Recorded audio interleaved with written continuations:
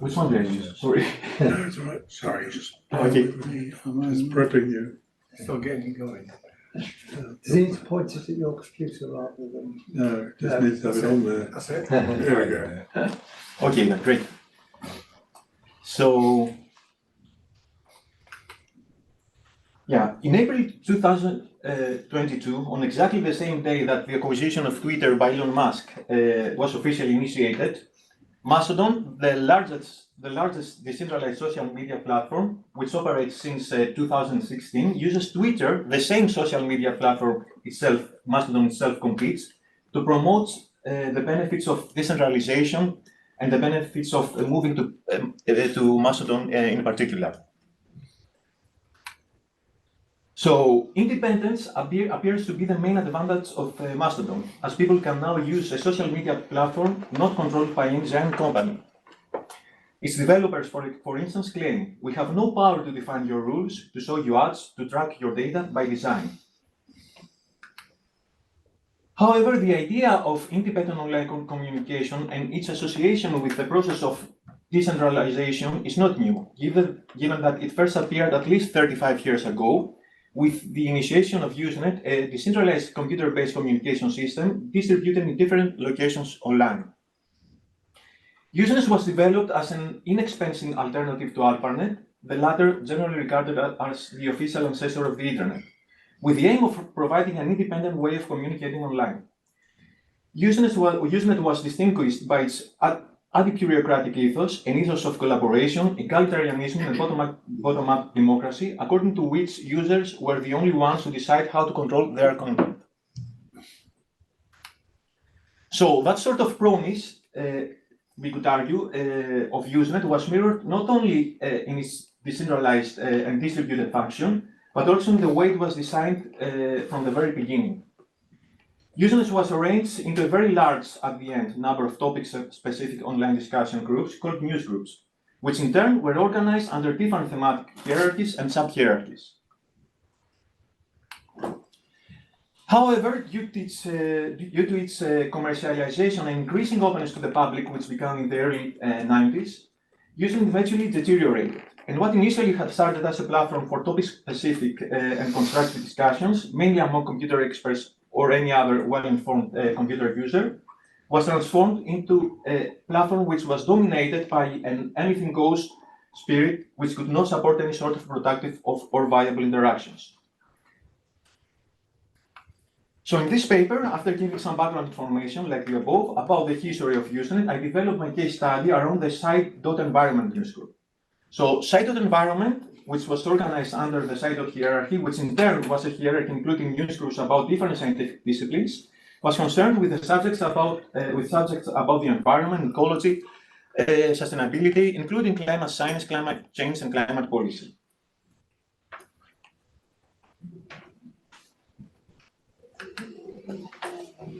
So this study is essentially a follow-up on my PhD project, which was about the appropriation of the blogging platform by mainstream scientists for climate communication. So I was specifically interested in exploring further some of my findings at my PhD. In particular, in my PhD, I found that the history of what I describe as mainstream climate blogs and the practice of climate blogging in general dates back in the early zeros, when a small group of scientists began to utilize the blogging platform for the communication of climate science and climate change, while what we could describe as the prehistory, so to speak, of climate blogs can be traced back even earlier in the early 90s to Usenet and the site.environment newsgroup. This is so because a small group of site.environment users, all of them scientists interested in climate science and climate change, eventually moved to the blogging platform using blogs as a tool for climate communication. So in this paper, I focus on the science's migration from Usenet and site.environment to blogs. I use a multi-method qualitative case study which is based on the critical thematic analysis of 3 groups of data, semi-structured in-depth interviews with some of the site.environment users who eventually moved to blogging, blog post analysis, and the analysis of different types of articles deriving from an integrated literature review. So in the discussion later on, I could give you more information about my methodology. For now, I want to give you just a main idea about the topics of the blogs posts I analyze. So you can see that most of them are related directly to some aspects, we could argue, of the history of online communication. And I found them an especially good resource for data, specifically given that in that kind of historical studies. So if you want to interview people who use a platform like, I don't know, 25 or even 30 years ago, it is difficult to find those people to get some insights from them. So, okay, I wanted to understand why a relatively small group of scientists moved finally from using to blogs, choosing blogs as an alternative online communication platform.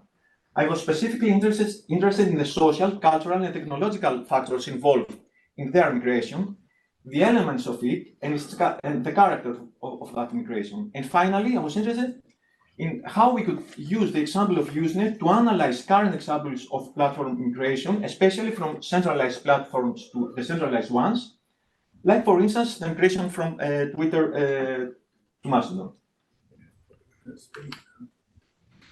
So, Usenet was designed from the very beginning as a platform for an informed, if not expert, audience, for people who were interested in Usenet technology and computer technology in general. The aim of informative and constructive discussions remained when additional hierarchies like the site hierarchy were added. The first quote comes from an interview with Steve Belovin, which was published almost 10 years ago. So Steve Belovin was one of the three main developers of Usenet. The second one comes from one of my interviewees, a regular participant of both Site Environment Newsgroup and later on a climate blogger.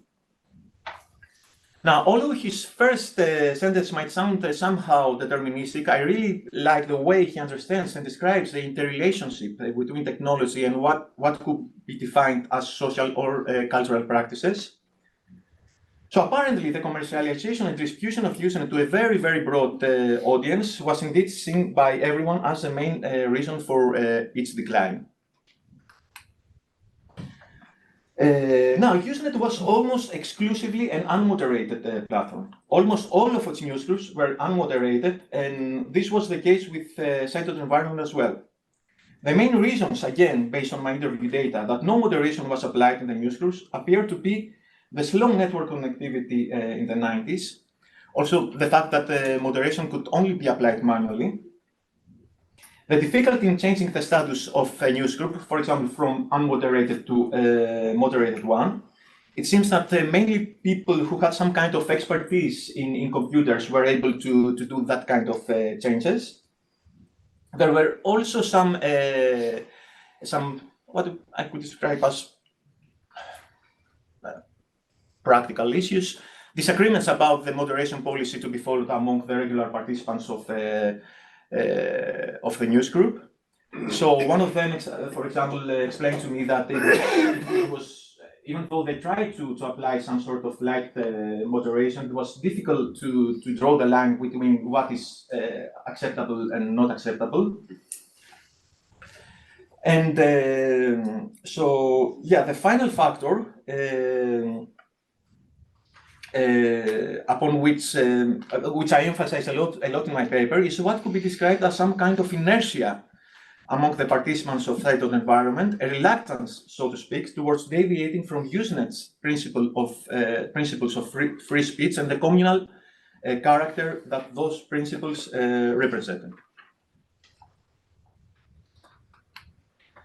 That sort of reluctance could be demonstrated not only because no serious effort for moderation was actually made, but most importantly, and as the following passages from the interviews show, given that the migration to blogs took a surprisingly long time, while even there, in blogs, former Site Environment users attempted, unsuccessfully as it proved to be the case, to revive the bygone free speech culture of Usenet and the informative and constructive discussions that used to take place there.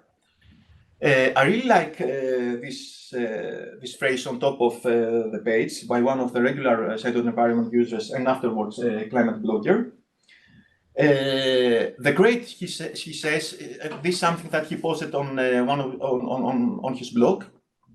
So, quote, the great virtue of Usenet was that no one owned it and anyone could post. The great vice of Usenet was that no one owned it and so anyone could post, unquote.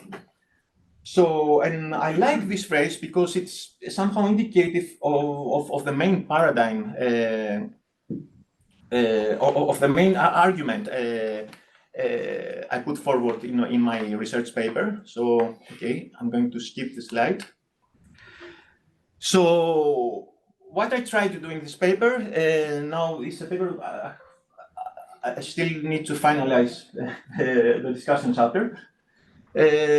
So I follow up on Fortunati. This comes from an article that was published in the introductory issues of the Internet Histories journal.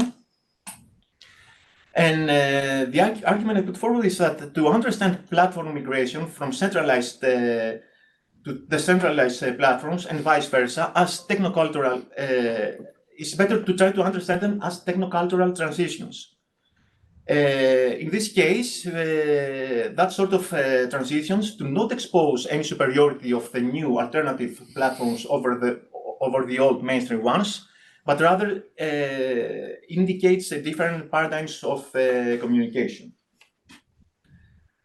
Now, going back to the Mastodon case, I have a very open question, which could, I don't know, perhaps initiate some discussion at the end. So, its developers highlight, or I have highlighted the phrase decentralized structure and the phrase by design. So, the question I want to pose at the end is how can decentralization operate in a communicative environment, the establishment of which was essentially the main reason for the decline of decentralized online communication almost 3 decades ago. So I think I should stop here. Thank you very much.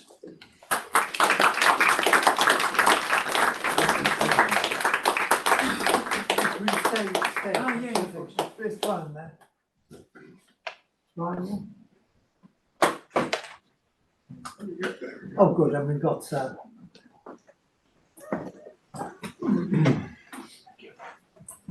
We've got letter 2 on the screen as well. That's excellent. Can I just start with the first question? I wasn't a great user of Usenet, but my experience of it was that it was not particularly polite. It was quite forthright. Whereas my limited experience of using Twitter is that it's quite toxic. Is that a fair characterization? And could you explain why, if that is the right characterization? About Twitter, about using, you mean that it wasn't that it was a bit toxic? Yes. So it became